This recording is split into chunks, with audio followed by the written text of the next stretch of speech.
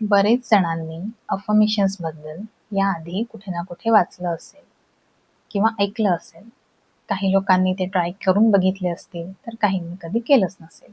काहींना चांगले रिझल्ट्स मिळाले असतील, तर काहींना निगेटिव्ह रिझल्ट्स मिळाले असतील. प्रत्येकाचा आपला आपला अनुभव असतो. तर या व्हिडिओमध्ये अफर्मेशन्स कसे करायचे की त्याचा आपण जास्तीत जास्त फायदा करून घेऊ शकतो, हे मी तुम्हाला सांगणार आहे. आता सगळ्यात आधी अफर्मेशन्स हे फक्त पॉझिटिव्हच असतात का? तर नाही. अफर्मेशन्स हे निगेटिव्ह पण असतात. आपण नकळत बरेचदा स्वतःला बोलत असतो ते निगेटिव्ह अफर्मेशन्स. मला हे जमत नाही, माझी तब्येत तर सारखीच खराब असते, माझी तब्येत लवकर ठीकच होत नाही, माझ्याकडे पैसा येतो पण टिकतच नाही.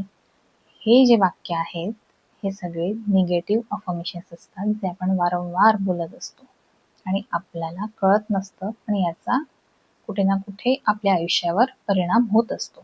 हे जे निगेटिव्ह वाक्य आपण नकळत स्वतःला सांगत असतो, ते कॉन्शियसली सकारात्मक पद्धतीने स्वतःला सांगणे, यालाच पॉझिटिव्ह अफर्मेशन्स म्हणतात.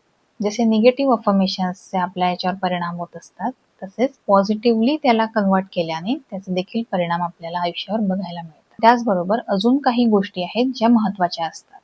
तर सगळ्यात पहिले तर अफर्मेशन्स हे फक्त 1-2 दिवस केल्याने आपल्याला काहीच फरक दिसत नाही. त्याचा फायदा होण्यासाठी आपल्याला ते कन्सिस्टंटली करावे लागतील. जर आपल्याला कधी बरं नसेल तर आपण डॉक्टरकडे जातो. डॉक्टर सांगतात की हे औषध सकाळ, दुपार, संध्याकाळ आपल्याला घ्यायचं आहे. तर आपण ते घेतो ना. माहिती असतं ना, कारण की त्या औषधाचा फायदाच होणार आहे आपल्याला. तर आपण ते अगदी रोज घेतो. जर स्किप केले, नाही घेतले तर त्याचा फायदा लवकर होत नाही. तसंच अफर्मेशन्सचं पण असतं. हे पण सकाळ, दुपार, संध्याकाळ औषधाप्रमाणेच घ्यायचे असतात. आणि जर रेग्युलरली केले नाही, कन्सिस्टंटली केले नाही, तर त्याचाही परिणाम कमी होतो किंवा उशिरा दिसतो. तर अगदी रोज नित्य नियमाने, सातत्याने ते करावेच लागते. दुसरी गोष्ट असते की ते फक्त वाक्य बोलायचे नसतात. मी कॉन्फिडंट आहे, मी कॉन्फिडंट आहे. मी कॉन्फिडंट आहे हे म्हणताना तुम्हाला तो कॉन्फिडन्स फील करावा लागेल. तुमच्यात तो कॉन्फिडन्स आहे. तुम्ही स्टेजवर जात आहात, तुम्ही बोलत आहात, ज्याही पद्धतीचा असेल, तुम्हाला जेही वाक्य बोलायचे असतील ते तुम्हाला फील करावे लागतील.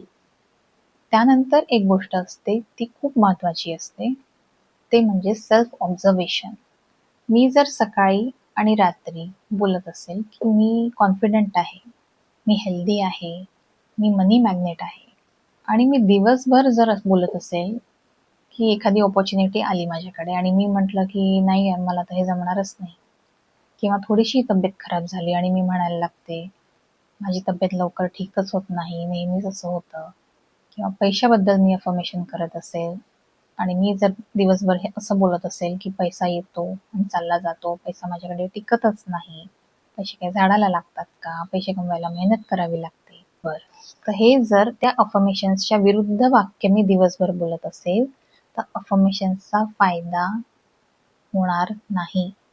त्यामुळे अफर्मेशन्स करण्यासोबतच आपण स्वतःला ऑब्झर्वही करावं लागतं की मी कशा पद्धतीचं नकळत स्वतःशी बोलते आहे. तर स्वतःला ऑब्झर्व करून आपला निगेटिव्ह सेल्फ टॉक कमी करण्याकडे लक्ष द्यावं लागेल. आणि पुढची महत्त्वाची गोष्ट जी अफर्मेशन्स करताना लक्षात ठेवली पाहिजे, ती आहे ॲक्शन घेणे. बरेच लोक अफर्मेशन्स करतात पण ॲक्शन घ्यायला विसरतात, किंवा अफर्मेशन्स करताना त्यांना खूप चांगलं वाटतं, पण जेव्हा ॲक्शन घ्यायची वेळ येते तेव्हा मात्र ते डाऊटमध्ये जातात. समजा मी म्हटलं की माझ्या या चॅनलवर 10,000 सबस्क्रायबर्स आहेत, असं मी अफर्मेशन बोलते आहे, आणि मी व्हिडिओ अपलोडच केले नाहीत, तर कधी 10,000 सबस्क्रायबर्स पूर्ण होतील का? नाही होणार. त्यासाठी मला कन्सिस्टंटली व्हिडिओ बनवावे लागतील आणि अपलोड करावे लागतील, तेव्हाच माझं ते अफर्मेशन पूर्ण होऊ शकतं. त्यामुळे ॲक्शन घेणं हेही तितकंच महत्त्वाचं असतं. तर आता बघूया की अफर्मेशन्सच्या वाक्याची रचना कशी असावी. काही लोकांना प्रश्न पडलेला असतो की मी जे वाक्य बोलते आहे ते योग्य पद्धतीने बनलेलं आहे की नाही. त्याचा फारसा विचार करायची गरज नसते. अफर्मेशनचे वाक्य हे फक्त पॉझिटिव्ह शब्दांनी बनलेले असावेत, त्यामध्ये कुठेही निगेटिव्ह शब्दाचा किंवा कुठल्याही नाही अशा शब्दाचा उपयोग केलेला नसावा. जर तुम्ही अगदी सुरुवात करत असाल आणि कळत नसेल तर तुम्ही Google सर्च करू शकता.